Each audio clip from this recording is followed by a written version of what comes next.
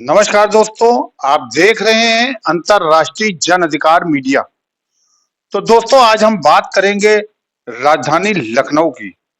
पहले चुनाव होता था तो यहाँ पर ये सीट कंफर्म मानी जाती थी।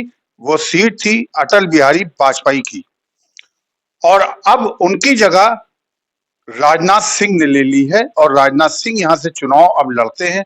इससे पहले वो सांसद भी रह चुके हैं, भारत सरकार के रक्षा मंत्री हैं। और उनके मुकाबले में लड़ रहे हैं वो है रविदास मल्होत्रा जो सपा से हैं और बसपा से सरवर मलिक लड़ रहे हैं। मध्य से विधायक भी हैं और उनका मुकाबला रक्षा मंत्री से है। रक्षा मंत्री के चुनावी सभाओं में मुख्यमंत्री जी खुद योगी आदित्यनाथ जनसभा को संबोधित किया। सीएम ब्रजेश पाठक भी मौजूद है और जेडीयू के केसी त्यागी और बीजेपी पार्टी के एमएलसी मुकेश शर्मा ये मौजूद रहे।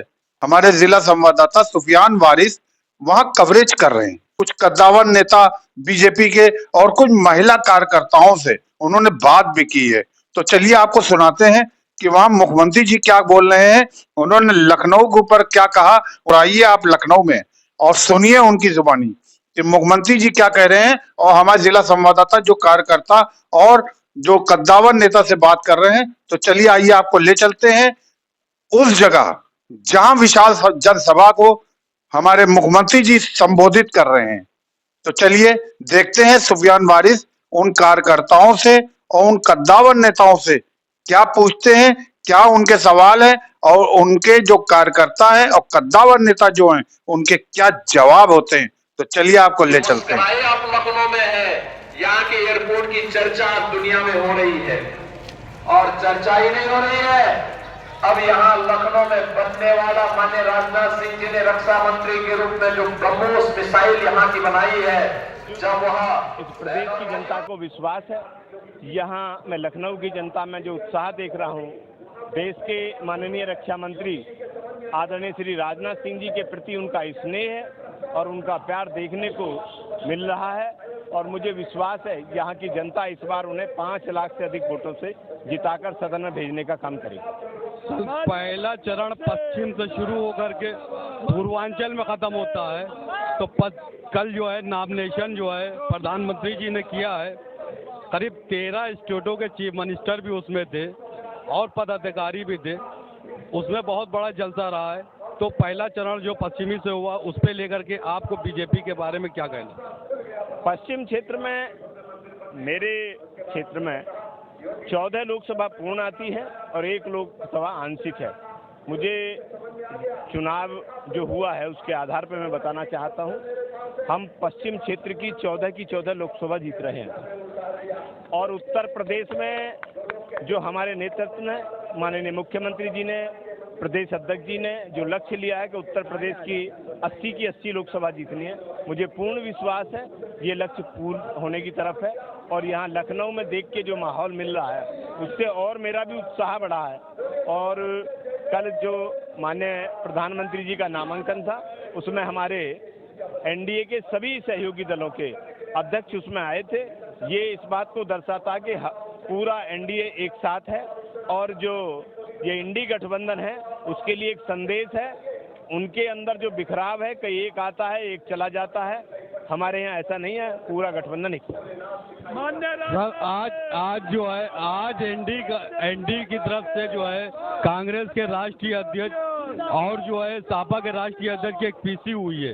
पीसी को लेकर के ये कह रहे हैं कि 4 चरण के जो चुनाव हुए हैं इसमें हम लीड कर रहे हैं। इस पर क्या कहना? वो 2014 में भी ऐसे ही कह रहे थे, 2019 में भी ऐसे ही कह रहे थे। उन्हें कहना ही चाहिए, लेकिन उनका उत्तर प्रदेश में खाता नहीं खुलने वाला है। दोनों दलों की स्थिति ये है कि उनके प्रत्याशियों की जमानत नहीं बच पा रही है।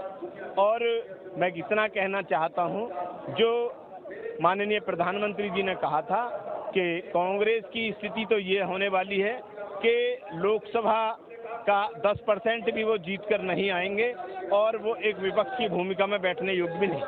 सर एक आखिरी और अहम क्वेश्चन है, केजरीवाल जी आ गए, उनके बारे में क्या कहना चाहते हैं? उनके पास कुछ नहीं है, झूठ के पुलंदे के अलावा कुछ नहीं है। दिल्ली की जनता को गुमराह किया उन्होंने और गुमराह करके मुख्यमंत्री बन गए। उनके लिए आज तक कुछ नहीं कहा न किया जहाँ तक मैं केजरीवाल जी की बात करूँ, 2014 में वो जाके माननीय प्रधानमंत्री जी के सम्मुख चुनाव लड़े थे, 3,71,000 वोटों से भी अधिक से हारे थे, और दूसरी बार वो हिम्मत नहीं जुटा पाई वहाँ चुनाव लड़ने की।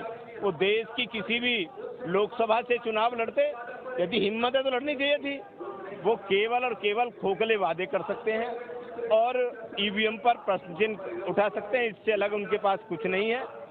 ये लोग अनेकों घोटालों में घिरे हुए हैं। शराब घोटाले में वो जेल की यात्रा पर थे, वहाँ से पैरोल पर आए हैं और पुनः 2 जून के बाद फिर उनका घर वही सेंट्रल जेल होगा। अमेठी रायबरेली पे क्या कहना, राजनाथ सिंह, अमेठी रायबरेली पे क्या कहना चाहेंगे? हम अमेठी भी जीतेंगे, हम रायबरेली भी जीतेंगे। जहाँ तक राहुल गांधी जी का विषय है, मैं कहना चाहता हूँ, पहले वो अमेठी से भागे थे, वायनाड चले गए, वायनाड से भाग के आए रायबरेली आ गए हैं। अब ये रायबरेली से भाग के कहाँ जाए कि 5 वर्षों में उनकी माताजी वहाँ से सांसद थी, वो 5 बार भी उस क्षेत्र में आई हो, तो बहुत बड़ी उपलब्धि है। क्या उन्होंने किया है? अमेठी को, रायबरेली को ठगने के अलावा उन्होंने कुछ नहीं किया। धन्यवाद बहुत बहुत सर। अब जो है ना, जनता अंधेरे में नहीं है, अब ना दिख रहा है विकास। बहनों को खास करके लाल किले के प्राचीर से हमारे प्रधानमंत्री जी ने हमें महिला से बहन बनाया, दीदी बनाया। ये भावनात्मक रिश्ता है हमारा उनके साथ, हम उनके परिवार हैं, बहनें हैं। 20 मई को 5वें चरण का चुनाव है, 4 चरण पूरे हो चुके हैं। 4 चरण में जो चुनाव हो चुके, आपका क्या कहना? सारी सीटें इस बार गारंटी के साथ, क्योंकि महिला शक्ति साथ में उनके चल रही है। जो महिला का हुजूम पहले नहीं चलता था, आज एक एक महिलाओं को सुरक्षा मिली। सबसे बड़ी चीज़ हमें सुरक्षा मिली है। हमारा लखनऊ इस तरह जगमगा रहा है, कोई कह नहीं सकता ये पुराना लखनऊ वही है जो विपक्ष के में हुआ करता। आज लखनऊ की दशा और दिशा बदल चुकी है। आज हम 7 बजे नहीं, रात में 11 बजे भी काम करके घर पहुँचते हैं।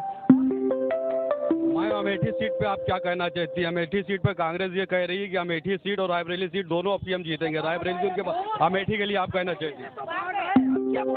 कि हमारे जनता के बीच में जमीनी स्तर पर जुड़ना चाहते हैं और जुड़े हुए हैं, इसीलिए आज महिला का ग्रुप इतना लंबा चल रहा है। हम लोगों की सुरक्षा का उन्होंने जो जिम्मा लिया है ना, इस उनकी